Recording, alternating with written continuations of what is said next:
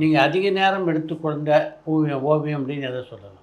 இல்லை, நான் அதிக நேரம்ன்றது வந்து எனக்கு எப்போவுமே இல்லஸ்ட்ரேஷனை பொறுத்த வரைக்கும் அதிக நேரம் எடுத்துக்க முடியாத ஒரு சுச்சுவேஷன். அந்த பீரியடுக்குள்ளே நான் முடித்தாகணும். அதனால் என்ன பண்ணுவேன், நான் கமிட்மெண்ட்டை நான் லெஸ் பண்ணுவேன். இப்போ ஃபார் எக்ஸாம்பிள் நான் வந்து க கருவ இது வேள்பாரி பண்ணும்போது நான் வந்து வேறு ரொம்ப ஸ்டோரிஸ் நான் கமிட் எடுத்துக்கல.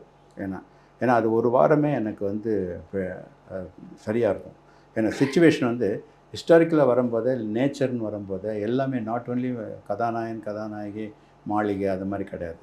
அவுட்டோரில் நீங்கள் பார்த்தீங்கன்னா வேள்பாரியில் என்டையர்லி டிஃப்ரெண்ட்டாக இருக்கும்.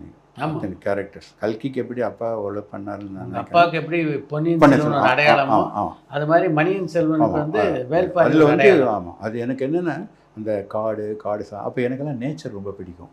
ஸோ இதெல்லாம் அது ஏற்கனவே அது என்ன லட்டு எனக்கு சாப்பிட்றதுக்கு இல்லை இது வேணுமான்னு சொல்லுவாங்களே, கூலி மாதிரி.